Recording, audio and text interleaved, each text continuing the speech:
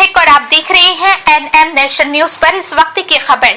MPG college में G20 summit G20 एक अवसर या चुनौती भारत के संदर्भ में परराष्ट्रीय संगोष्ठी का आयोजन किया गया। गोष्ठी में विभिन्न क्षेत्रों से आए विविध आयामों तथा चुनौतियों पर मंथन किया गया।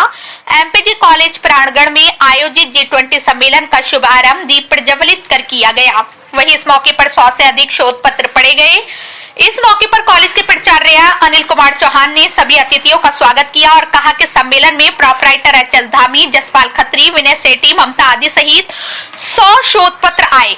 G20 जिसकी भारत ने अध्यक्षता की, इससे मसूरी और विद्यालय के छात्र लाभान्वित हुए होंगे।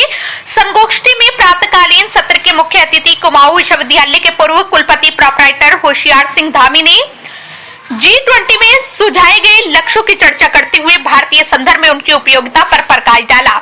समापन समारोह में बतौर मुख्य अतिथि प्रदेश के काबीना मंत्री गणेश जोशी ने किया।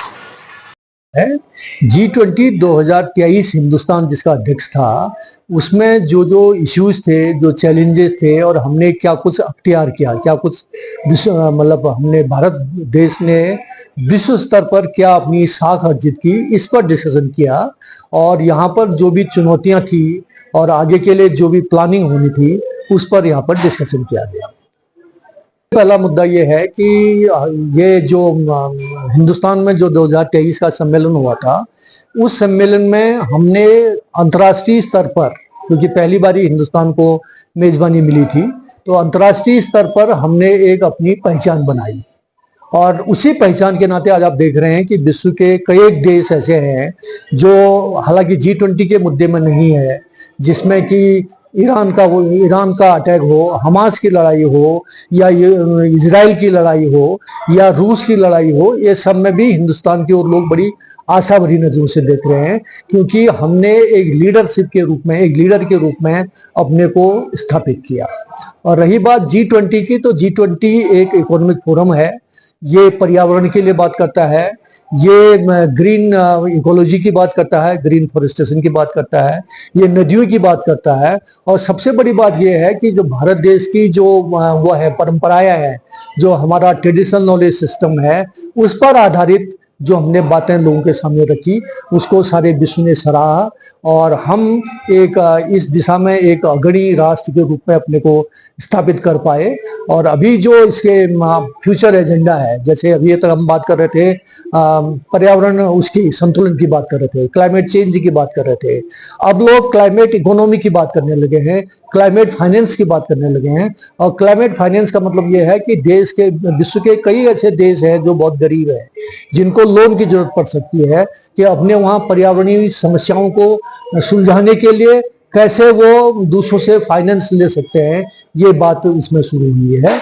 और इसमें एक और बात जो हुई थी कि हम ऐसा कुछ भविष्य देना चाहते हैं ताकि अगले वाली पीढ़ी, जो हमारी भावी पीढ़ी होगी, वो ये तो न कहे कि हमारे पूर्वज हमारे लिए ऐसा देश छोड़ गए थे।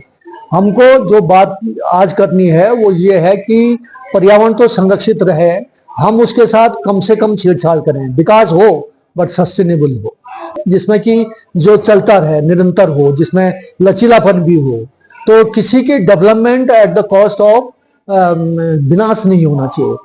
आज आपको इस टाइप का विकास करना है जो सस्टेनेबल हो, जिसमें प्रकृति और लगभग 2014 में इससे पहले सेमिनार हुआ था। हमारे अथक प्रयास से हमने ICSR से एक दिन की संगोष्ठी का आयोजन किया। इसका विषय G20 है। ये हमारे लिए बहुत ही ज्वलंत प्रश्न है। उसमें जैसे सस्टेनेबल डेवलपमेंट की हम बात करते हैं, पर्यावरण की बात करते हैं, हमारे युवा 65% हैं हिंदुस्तान में, उनके रोजगार की बात करते हैं, उनकी उपादेयता की बात करते हैं, उनकी उपयोगिता की बात करते हैं। उसके अलावा हम एंशिएंट टाइम से ही पूरे विश्व में विश्व गुरु रहे और हिस्ट्री रिपीट इटसेल्फ, दोबारा से हम इसका प्रयास कर रहे हैं G20 के माध्यम से कि हम विश्व गुरु बने। हमारा ये कहना कि वसुधैव कुटुंबकम, विश्व एक परिवार है, एक फैमिली है, एक नेशन है, एक फ्यूचर है, एक अर्थ है, सर्वजन सुखाय सर्वजन हिताय, उस परिभाषा को अंगीकृत करते हुए हम आगे बढ़ रहे हैं। निश्चित रूप से आज हमारे पास में 100 नेशनल इंटरनेशनल पेपर आए हैं। जब इसका निचोड़ निकलेगा तो हमारे छात्र, हमारे महाविद्यालय, हमारे प्राध्यापक, हमारा जनपद मसूरी इससे लाभान्वित होगा और मुझे आशा ही नहीं पूर्ण विश्वास है कि ये हम एक सफल आयोजन कर पाएंगे। ये मील का पत्थर साबित होगा।